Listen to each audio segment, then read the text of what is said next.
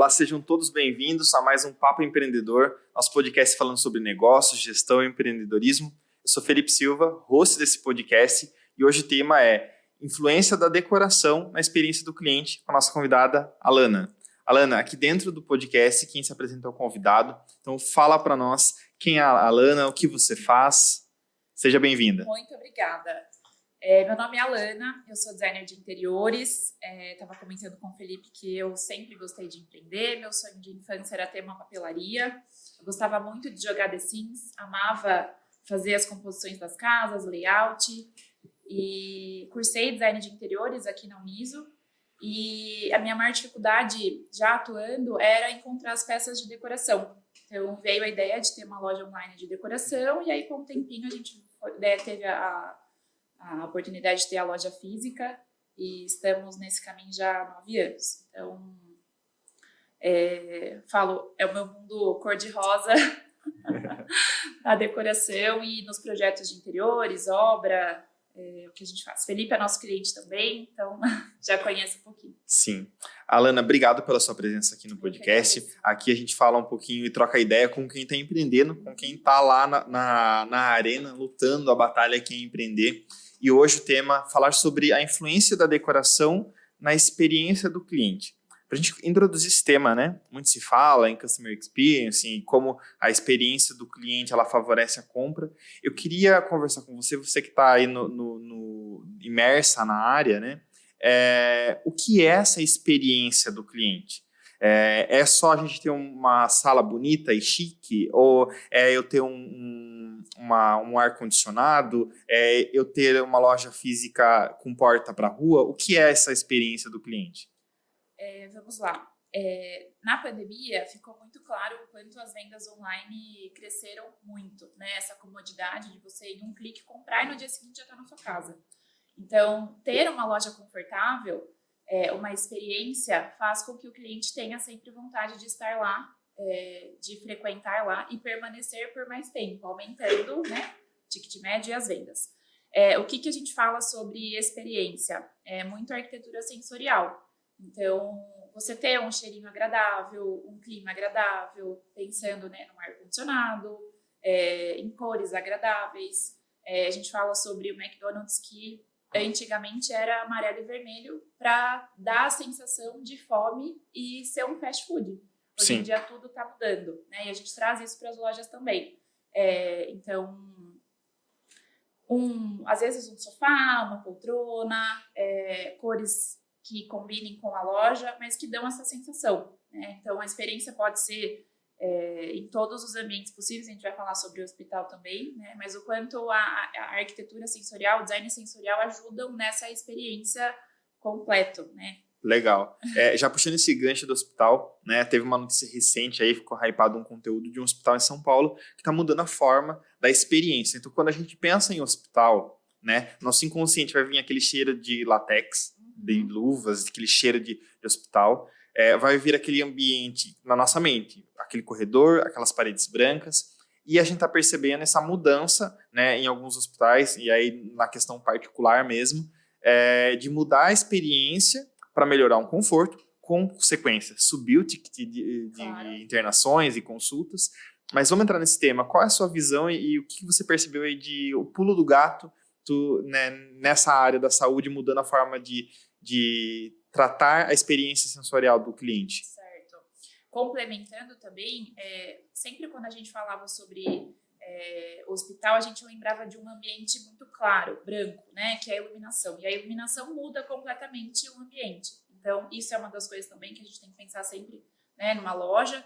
E no hospital, as paredes você sempre via branco, azul, né, cores muito frias, que não dá essa sensação de aconchego.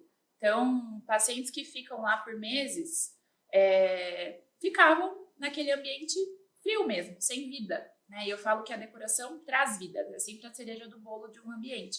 Então, você colocar um quadro, um vasinho, flores, traz essa sensação. Então, tem vários estudos estudando, né, a parte neurológica também, junto com a arquitetura, faz a diferença. Então, esses hospitais que atendem um público diferenciado estão investindo muito de fato, para dar essa experiência, esse conforto maior para os pacientes. Você citou o exemplo do McDonald's, né? A gente tem visto algumas empresas passando até mesmo por um rebranding, né? O que motivou isso, né? Então, vou dar um exemplo prático para você. Quando a gente decidiu montar, né, a empresa, quando você pensa, geralmente, numa empresa de contabilidade, vai vir aquela visão daquela repartição lá do Agostinho Carrara, lá do programa de televisão, né, da Grande Família, com mesas cinzas, com muitos papéis, com ambiente escuro. E aí eu, Felipe, né, isso de uma crença pessoal, odeio ambientes escuros, não gosto do cinza, então a gente pensou, né, com a equipe que desenhou algumas questões para nós, de cores que motivassem o desempenho, mas que ao mesmo tempo tivesse uma questão criativa, que tivesse um ambiente moderno. Mas isso eu não fui pesquisar em nenhum lugar, foi somente por uma objeção a não querer uma mesa cinza, por exemplo, né? O que motivou essa mudança nas empresas? Acho que na pandemia as pessoas tiveram consciência do quanto o ambiente influencia no bom humor mesmo, né, no dia a dia. Então, assim, um ambiente bagunçado faz com que a pessoa fique mais agitada, mais, né, talvez introspectiva. E aí o olhar estava sempre na correria, no dia a dia, nunca paravam para pensar naquele ambiente. Então, acho que na pandemia, tanto na parte de trabalho, de escritório, como da casa, tiveram um insight de tipo, nossa, isso está me incomodando, né? Vou dar um olhar maior para isso. E sempre, antigamente, o olhar era para coisas automatizadas, atendimentos por tecnologia. E hoje a gente está falando sobre humanização. Todos querem um atendimento personalizado, que tem uma pessoa por trás, né? Sim. Então, acho que trazer isso para o ambiente também, para os colaboradores, é muito importante, né? Do que uma mesa simples, uma parede branca.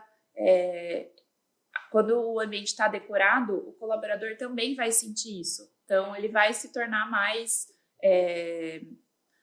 não proativo, mas assim, vai se sentir mais confortável, mais animado, mais disciplinado, né? Enfim. Legal. E você viu, Alan, nesse período de pandemia, esse movimento das pessoas, né, pensando que, né, vamos pegar, antes da pandemia, se eu precisasse trabalhar na minha casa, eu iria sentar na cama e iria pegar meu computador e trabalhar, né? E a gente foi para uma realidade que a gente precisou ficar um tempo em casa, trabalhando de casa. Então, você viu essa mudança comportamental de que as pessoas precisavam ter seus escritórios na sua casa, mas ele decorado e fisicamente diferente do... Tipo, eu saio dessa cabeça, agora eu sou pessoal família, agora eu entro no meu corporativo. Você viu esse movimento? Sim. Tanto que a procura por profissionais da área na pandemia aumentou drasticamente. Porque as pessoas realmente sentiram a falta, né? Sempre investiram o dinheiro em alguma outra situação, assim, não na decoração. Isso era uma situação supérflua, né? Ninguém Sim. pensava nisso. Então, você aumentou suas reuniões online, né? Você estava tendo que ter um ambiente mais esteticamente bonito para aparecer. Puxando uma outra pergunta, como é que a gente pensa, né? Vou pegar nosso público, ele vai começar a montar um escritório, e aí, ou uma loja.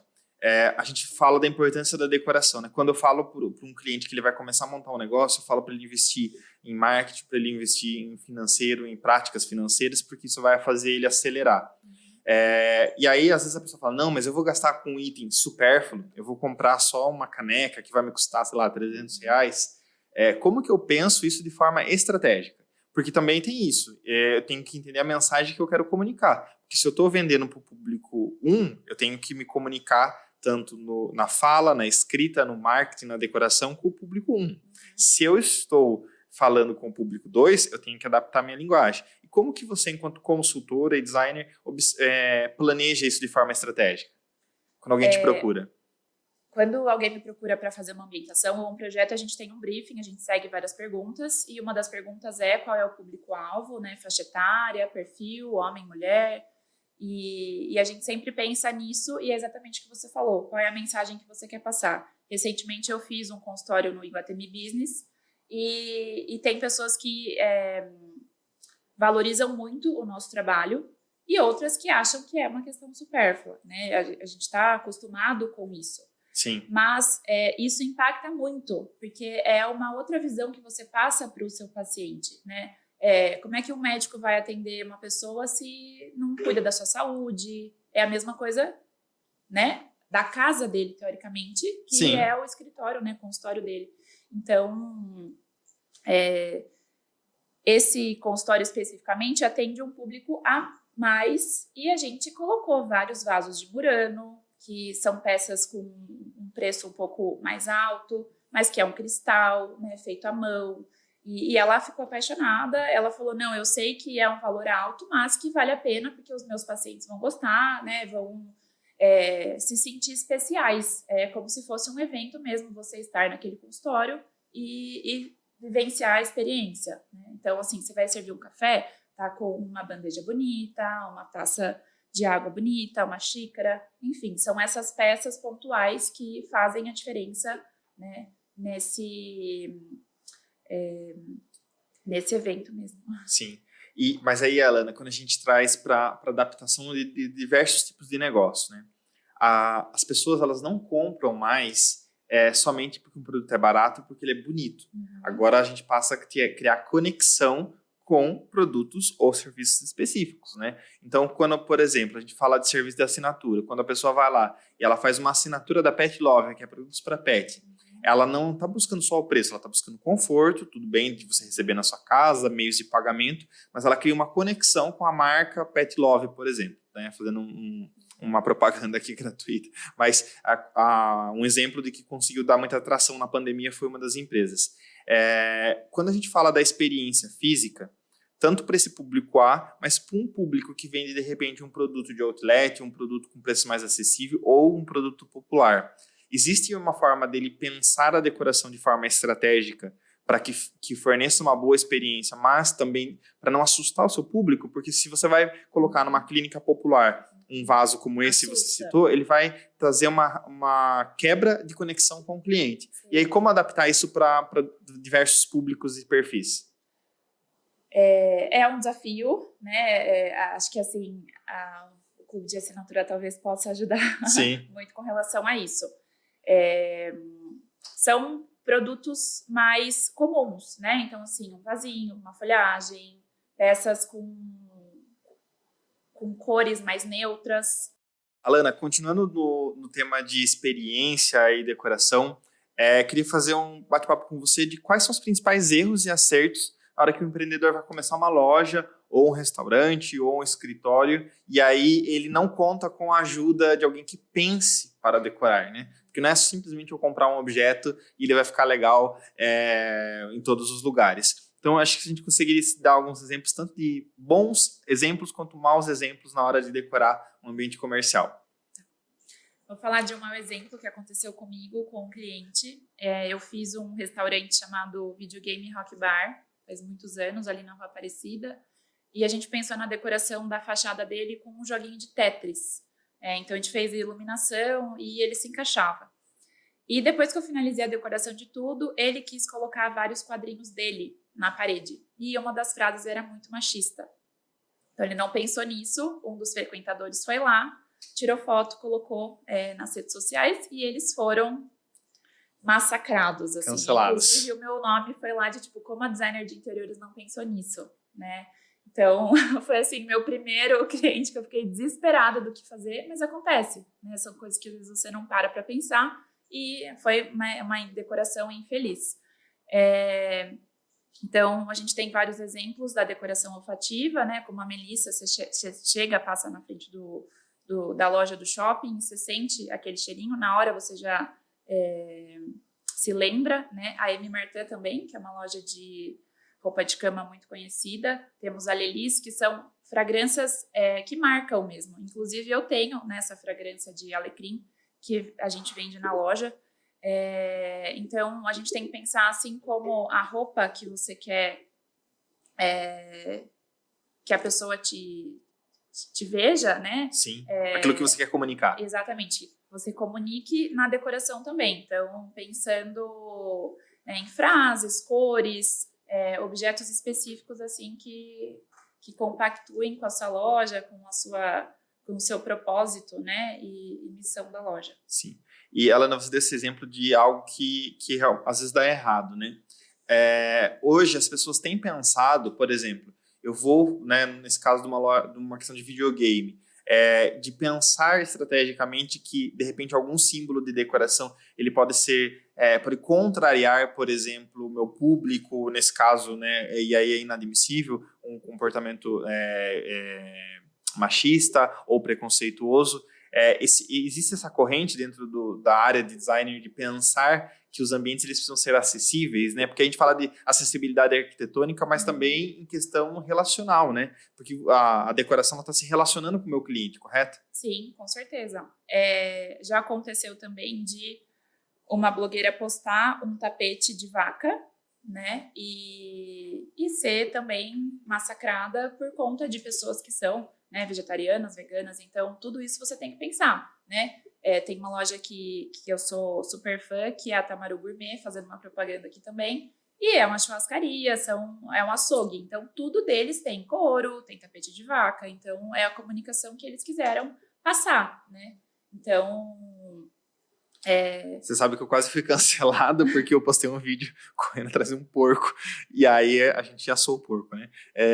E aí teve um movimento de pessoas, né? Apareceu aí brincando, né? Mas a Associação Defensora dos Leitões, que não podem ser assados, porque, tudo bem, isso foi uma questão na minha rede social pessoal, mas existe essa preocupação de que o meu ambiente comunique aquilo que eu realmente acredito, aquilo que a gente defende, os nossos valores, né? Sim. Exatamente. Então, assim, pensando num espaço que é mais vegano, que você vai usar... Hoje em dia, cosméticos também é muito pensado, né? Se tem ou não testes em animais. Então, isso a gente pode usar na decoração também. De, tipo, plantas artificiais. É uma coisa que nem todos gostam. Sim. Né? Que querem usar decoração mais natural. Então, tudo isso a gente pensa fazendo um briefing, né? De qual é a impressão que aquela empresa quer passar para os seus consumidores.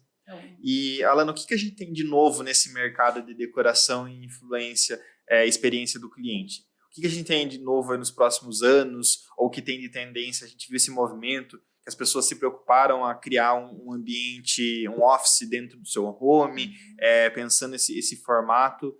O que a gente tem aí de tendência para o presente e para o futuro?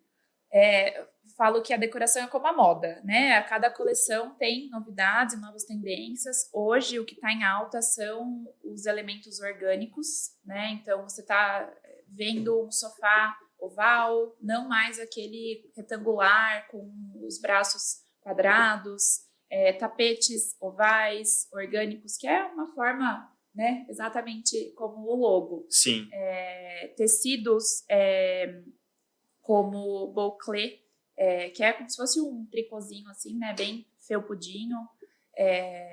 O linho é um tecido que está em alta, né, não sai. Então, eu fui com a Jéssica para Gramado em agosto. A gente conferiu bastante móveis, que é uma coisa que eu trouxe para a loja agora também. E, no momento, a cor Pantone é um marsala. Então, acredito que esse ano a maior parte da decoração, assim, que pense muito no que está em tendência vai usar, né?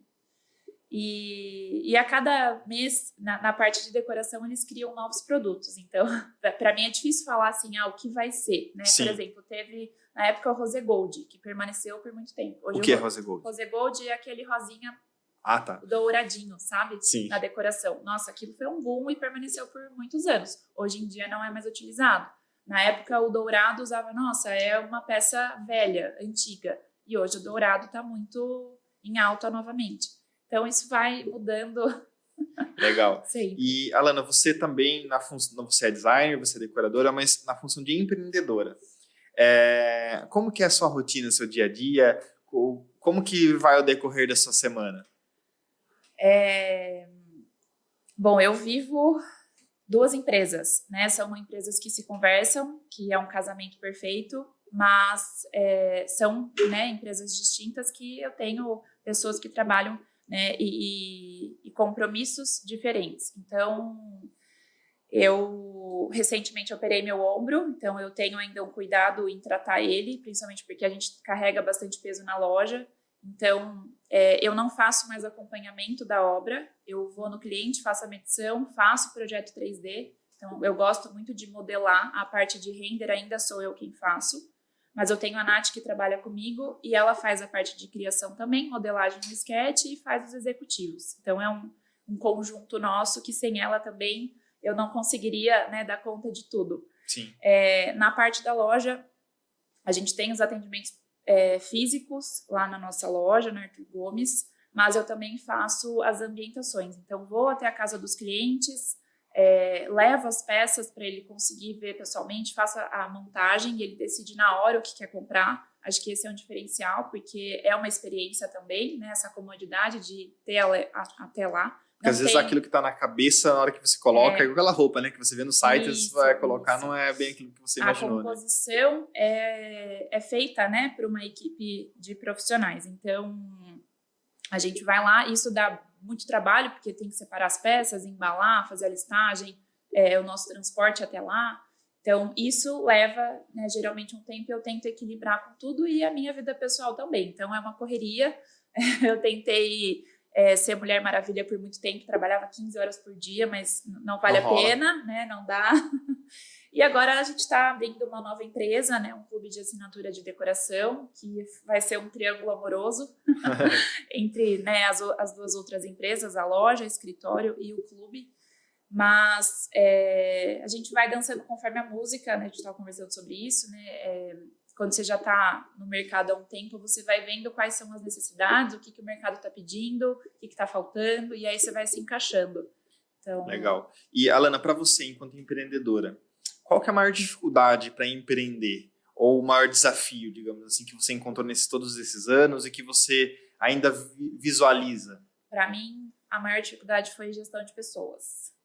Eu sempre tive muita facilidade de conversar com o cliente, de negociar, de fazer compra, isso foi muito natural, mas quando ela já começou a crescer, que eu precisei ter pessoas ao meu lado, foi onde eu mais pequei. Tirar o controle da sua mão e aprender a delegar, confiar que a maneira como a pessoa vai fazer vai ficar bom e vai, né, te satisfazer, é muito difícil.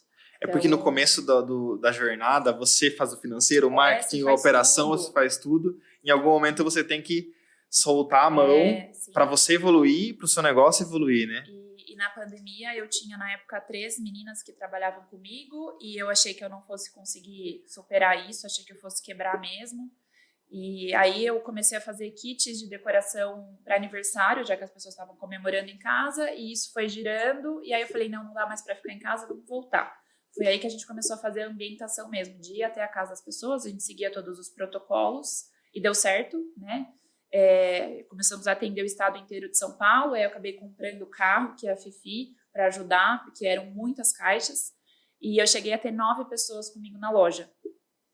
Hoje eu sei que qualidade é muito mais importante do que quantidade. Sim. Então, você ter uma equipe boa, né? A Milena e a Nath, as duas estão comigo há muito tempo já entenderam a dinâmica da loja, que é uma correria mesmo.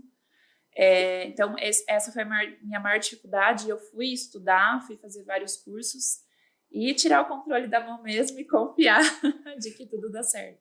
Porque aí quando você delega, quando você relaxa e passa o controle, a tendência é que as lideranças surjam, né? E que você consiga fazer, né, que o seu negócio tracione. Alana, queria fazer uma pergunta para você. Quando você senta na mesa para conversar e cai o tema empreendedorismo, o que não falta nessa mesa? Quando acontece um papo sobre empreender, o que não falta no seu vínculo de amigos, de pessoas, relações?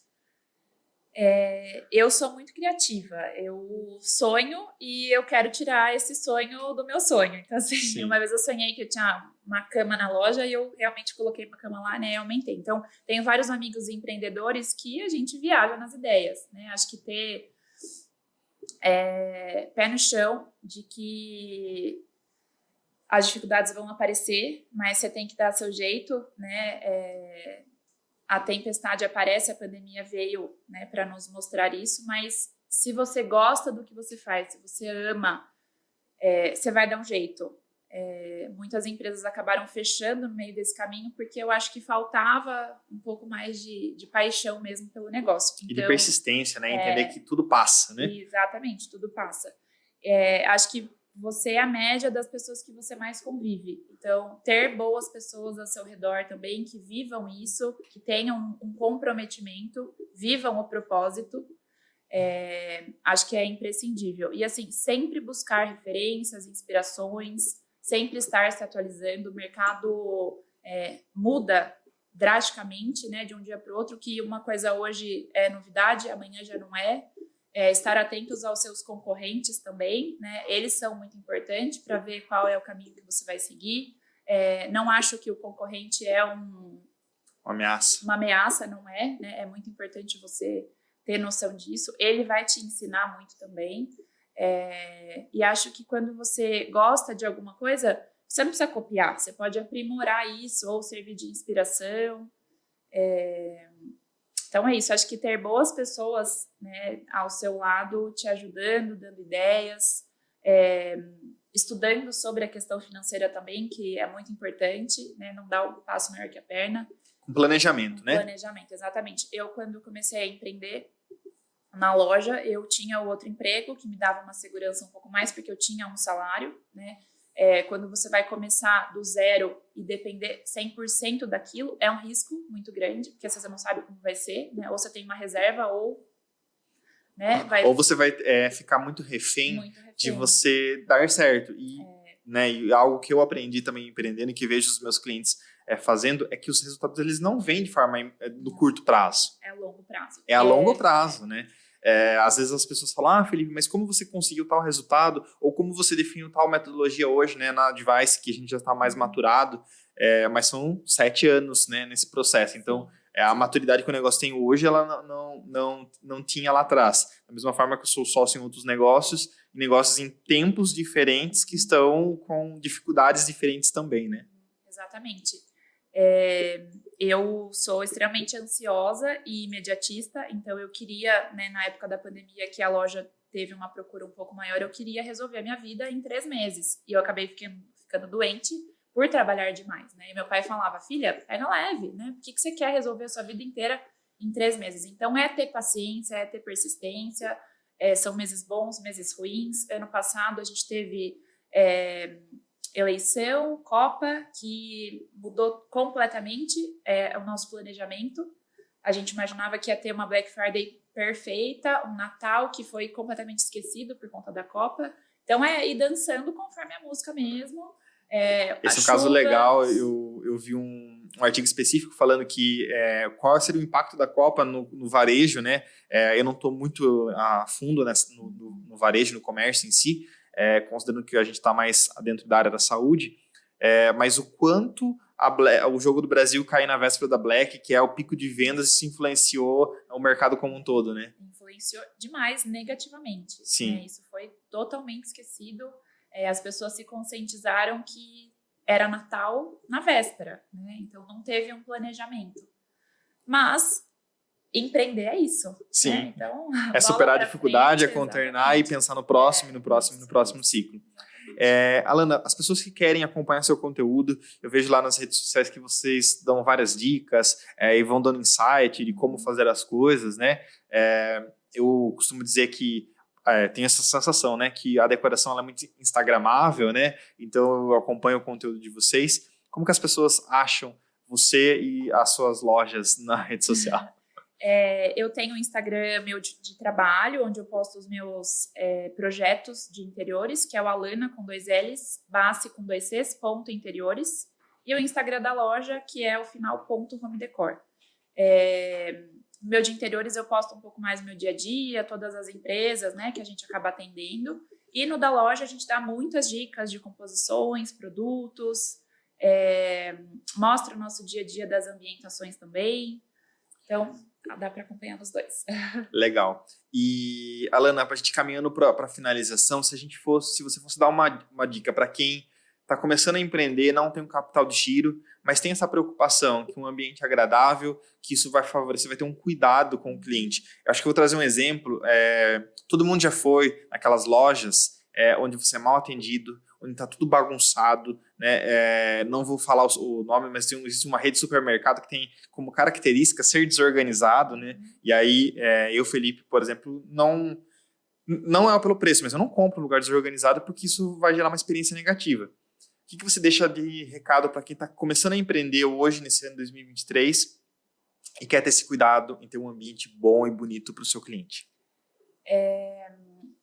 A primeira impressão é a que fica, né? Então, quando você vai numa loja, por mais simples, mesmo que você não tenha condição financeira para investir muito, um detalhe ou outro sempre dá, né? Esse capricho que você coloca, esse amor, esse cuidado que você vai ter de receber o cliente. Quando você vai num casamento, você se arruma, né? Você se veste com um vestido bonito, uma maquiagem, e é a mesma coisa na loja também. Então, você não precisa investir muito, né? Até porque a gente está falando sobre consciência, né? Você não vai dar um passo maior que a perna mesmo. Mas é pensar em alguns detalhes, em produtos específicos para que aquele seu consumidor, aquele seu cliente se sinta querido, né? Que receba um pouquinho daquele amor e etc. Então, é muito importante. Você não pode esquecer disso. Não adianta nada você ter uma loja com os produtos e seja só uma arara, né, com roupa. Então, hoje em dia a gente tem muitos materiais mais acessíveis que você possa ter essa experiência. Na loja mesmo, quando nós começamos lá, eu não tinha grana para investir nisso. Então, eu comprei uma chapa de pinos, pedi para o marceneiro cortar, eu mesma parafusei tudo. É uma coisa que os clientes adoram, querem comprar aquilo. Então, não investi muito, né?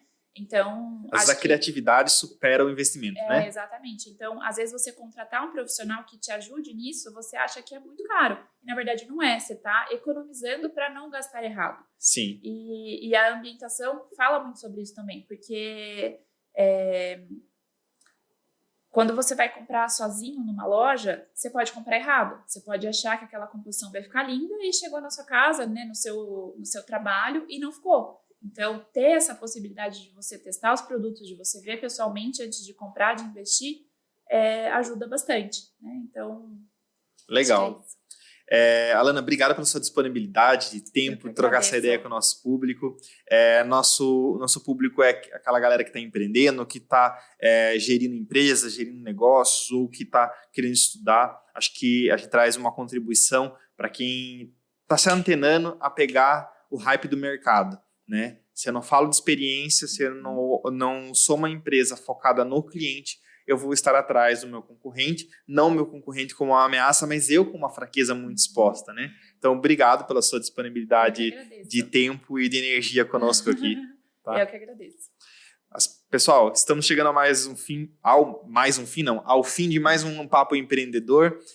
Para quem está nos acompanhando, vocês nos acham nas redes sociais, né? Meu conteúdo no @felipesilva.cnt e podcast em todas as plataformas, no YouTube, no Instagram, em todos os streamings de áudio, no @Papo Empreendedor Podcast.